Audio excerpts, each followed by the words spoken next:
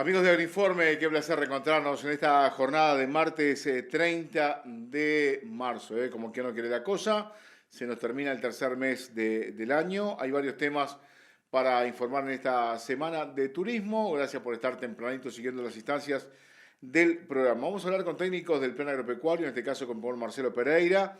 Vamos a hablar de temas técnicos con Juan Andrés García Pintos, del Laboratorio Biogénesis Bagó, además de hacer esta recorrida que hemos instaurado justamente esta semana de turismo con nuestro compañero Mauricio Larregui y con Marcela La Rosa. En esta mañana de martes comenzamos así, de esta manera.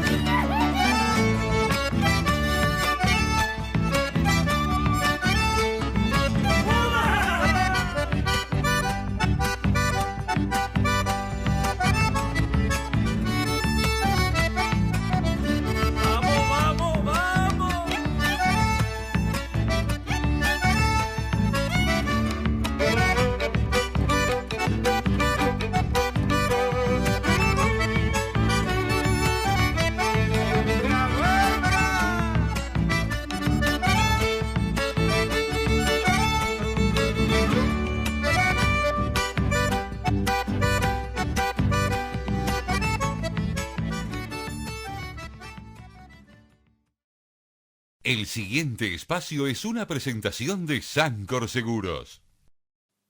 Vamos a comenzar con el desarrollo de la información agropecuaria. Vamos a conocer este trabajo del Instituto Plan Agropecuario. Como siempre, muy amablemente nos hacen llegar este trabajo, que es muy importante. Vamos a hablar con Marcelo Pereira en esta oportunidad. Desde el punto de vista forrajero, si lo miramos a nivel del país, el informe de seguimiento forrajero satelital nos dice que hay varias zonas que tienen déficit o continúan con el déficit hídrico. Es así que en el área del basalto, particularmente en el suroeste del departamento de Paysandú, este déficit hídrico se manifiesta en su máxima expresión. Lo mismo sucede en el este del país, sobre todo en el departamento de 33 y parte de Cerro Largo, y también acontece algo similar en el litoral oeste, fundamentalmente los departamentos de Soriano y Colonia, y se sabe que hay muchos cultivos que están sufriendo dicho déficit hídrico. Ahora, mirándolo a una escala más pequeña, también en las diferentes zonas agroecológicas, se ve que hay una gran variación en cuanto a las lluvias ocurridas y por lo tanto eso se traduce que hay establecimientos que aún habiendo ajustado la carga, hay muy poca disponibilidad de forraje. En la zona que más conozco, la zona de Basalto y en la zona de Paysandú, hay lugares que ya hace casi un año que tienen tasas de crecimiento por debajo de lo normal y cuando hablamos de suelos superficiales ya podemos augurar que esas zonas o esos establecimientos van a estar entrando al invierno con muy poco pasto. Se sabe que el desempeño animal en el invierno depende fundamentalmente con la altura del pasto que entremos. Entonces, hoy debemos maximizar el hecho de tomar alguna medida que nos permita paliar dicha situación. Es así que en estas épocas se comienzan a hacer las ecografías o los tactos y tenemos la oportunidad de ajustar la carga sabiendo que en el invierno el pasto crece muy poco o prácticamente no lo hace. Y ni que hablar la realización de los destetes. Normalmente los destetes se hacen en el otoño y bueno, poder adelantar esos destetes de tal manera disminuir los requerimientos de la vaca de cría, entendemos que es bastante importante.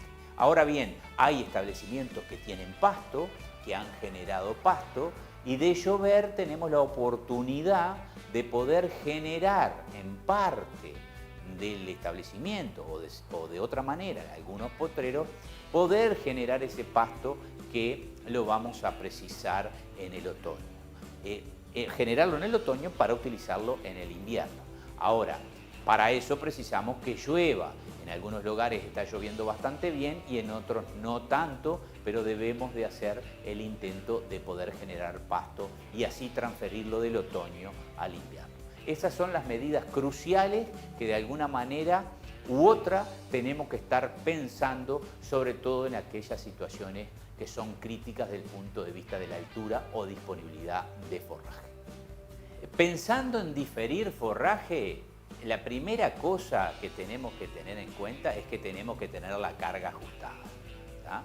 ¿Eso qué quiere decir? Y bueno, quiere decir que en definitiva no tenemos que tener muchos animales, tenemos que tener la carga que en definitiva ese campo puede soportar en condiciones normales para así poder cerrar un potrero, excluir ese potrero del pastoreo y eso significa poner más ganado en el resto del año. ¿Tá? Muchas veces eso viene condicionado porque si hubo una seca o un déficit hídrico severo, eso prácticamente no se puede hacer. Ahora, de llover sí se puede hacer porque mejoran las condiciones de crecimiento de todo el tapiz y nos permite mantener el ganado en el resto del campo. Ahora bien, es importante la elección del potrero, es decir, tiene que ser un potrero profundo, que tenga potencial, que tenga buen crecimiento de invierno, es decir, que en la primavera se observe que hay especies de invierno como las flechillas, en las cuales hay flechillas buenas y flechillas no tan buenas, es importante tener eso en cuenta. La otra cosa es acondicionar el campo. Y se acondiciona en los casos que haya pasto. Cuando venimos de un déficit hídrico es como que el campo ya queda acondicionado y no hay que hacerle prácticamente nada. Y lo otro es dejarlo cerrado un tiempo prudencial. En general se supone que cierres de marzo, abril y mayo pueden generar altura suficiente de pasto del orden de 7-8 centímetros, es decir, un pasto que no pierde mucha calidad y que puede ser utilizado en los meses de junio, julio y agosto de una manera que nos permita racionar el forraje que generamos para categorías prioritarias, no para todo el ganado, para algunas categorías prioritarias. Es decir, que cerrando en el orden del 10% del campo, es decir, que si un campo tiene 100 hectáreas, cerrando 10, nos permitiría atender las prioridades de esas categorías que son importantes para cada producto.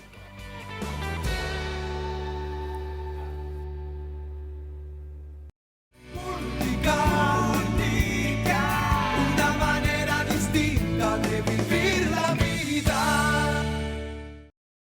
Enseguida de la pausa, varios temas. Vamos a hablar de temas sanitarios, a hablar de destete, de sanidad de vacas preñadas, de aprovechar el movimiento de ganado, indudablemente con la vacunación contra la aftosa que se está registrando, que finaliza a mediados del mes que viene. De eso vamos a estar hablando en minutos nada más. Hacemos una breve pausa y ya volvemos.